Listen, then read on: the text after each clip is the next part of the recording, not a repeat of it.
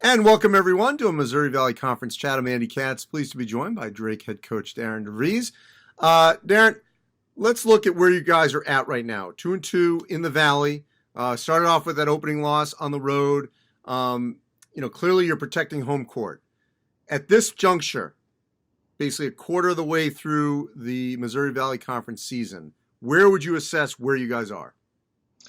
Well, I think we've done what we wanted to do at home. Obviously, we're disappointed in our two road losses. We were up 6 or 7 points in the second half in both of those games and weren't able to finish them off. So we felt like we left a couple opportunities out there that you'd like to get to try to come away with a few road wins early in the conference race here would have been big for us. But it didn't happen, and we're 2-2, and we are where we are. So we just got to keep moving forward and try to find that opportunity again down the road.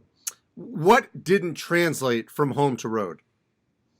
When our last game, we were 2 for 20 from three at Valpo, so that was a big piece of it, and we had 18 turnovers. So those two things really kind of led to us not being able to close that game out with a win, and that's something we just got to clean up in general. Just too many turnovers right now. There's a sense that you guys are going to be right there in the thick of this race. When the season started, where was your optimism about whether or not this could be a team that could compete for a Valley championship? Well, I really liked the returns we had back from last year that had played a lot of minutes for us. I knew we were adding Roman Penn, who had sat out last year. So during his redshirt year, we kind of knew what we were going to be having there. And then I was really hopeful Liam Robbins was going to have a breakout season, and he certainly has done that, especially the last month or so. So I felt like we had a nice complement of pieces. They all fit well together.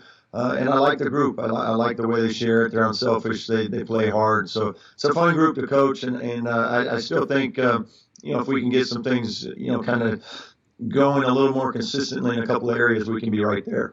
I mean, how would you assess? I mean, you already got a dozen wins overall. So you left the non-conference with 10. How would you assess of what you got accomplished in your non-conference leading into the Valley? I thought it was good for us. The two losses we had at Dayton, at Cincinnati, two pretty good teams. Dayton obviously playing really well. We lost one down in Florida to Miami of Ohio in the first round of that tournament, but then won our next two against Northeastern and Murray State. One on the road at Air Force. So I thought we had a nice mix of games that prepared us well for Valley play as we were kind of integrating some new pieces to our lineup and things. All right, so to compete for this championship, to be in position to be a possible 1 seed in St. Louis, what must go well for you, especially on the road in this next month?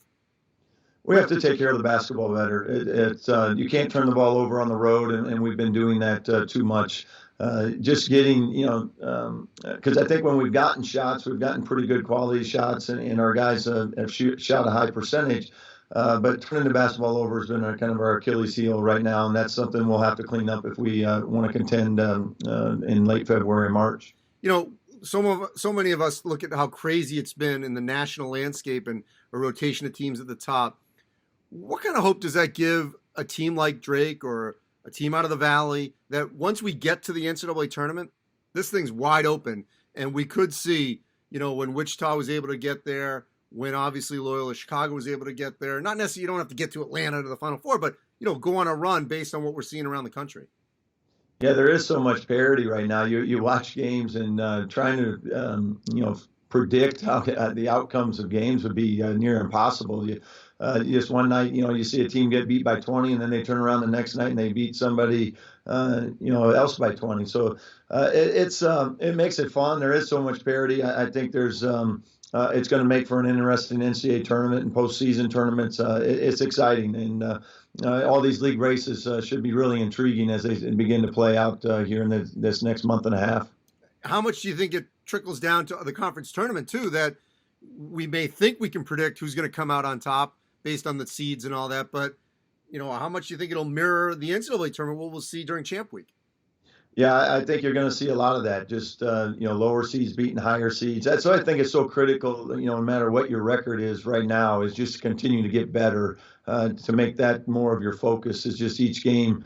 You obviously want to keep winning as you're doing that, but if you can be good come March, there's certainly some opportunities to make a run. For everybody, and I know we're one of those teams that is focused on that. Just trying to improve on a daily basis so we can be in a position to make a run late. Darian DeVries from Drake University. Appreciate it. I know we'll be tracking how the Bulldogs do going down the stretch here in the Valley. Thank you.